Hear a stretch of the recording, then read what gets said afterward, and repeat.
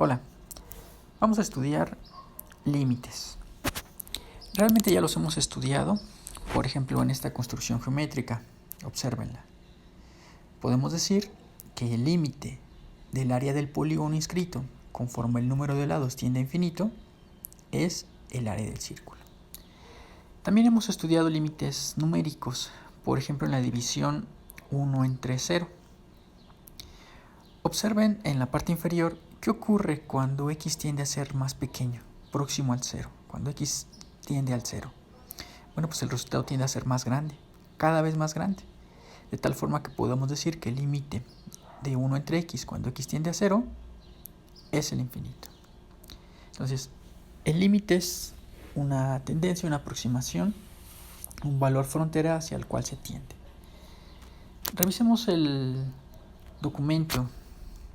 Tenemos el ejemplo gráfico, el ejemplo numérico, y ahora hay que calcular límites, pero aplicados a funciones de una forma un poco más abstracta.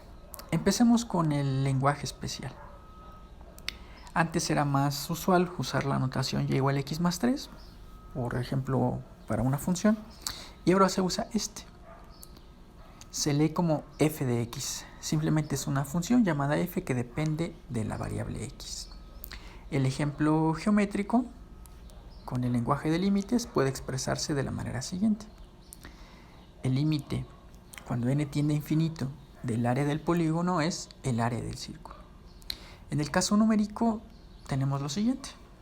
La simbología sería: el límite, cuando x tiende a 0, de 1 entre x, es el infinito. Veamos el ejemplo. Tenemos que calcular el límite de la función f de x igual a x más 3 si x tiende a 2. Eso se expresa con esta notación.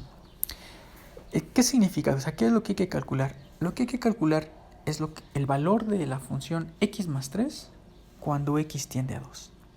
Entonces, con aproximación numérica lo que se hace es darle valores a x próximos al 2, cercanos al 2, relativamente cercanos. Por ejemplo, el valor 1.9 y el 2.1, por la izquierda y por la derecha, respectivamente. Cuando hacemos eso, en la función x más 3, pues tenemos para 1.9, 1.9 más 3, 4.9. Con el valor 2.1, que está a la derecha, pues 2.1 más 3, 5.1. Se observa que la función tiende al valor 5. Ese es el límite de la función. Ahora, realmente no había necesidad de hacer esto. Bastaba con sustituir el valor al cual tiende la x, que es 2, en la función. Entonces, 2 más 3, pues 5. Así es como se calculan los límites. Es relativamente fácil. Es solo que a veces no se puede.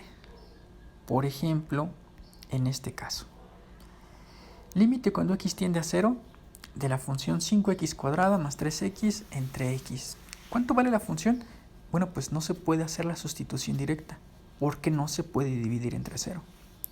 Entonces lo que se hace es, ahora sí, con aproximación numérica, usar valores cercanos al 0, tanto por la izquierda como por la derecha. En este caso a la izquierda serían negativos, a la derecha positivos. Por ejemplo, el valor 0.1. Lo que se hizo fue sustituir ese valor en la función. 5 por 0.1 al cuadrado más 3 por 0.1 entre 0.1. Y el resultado es 3.5.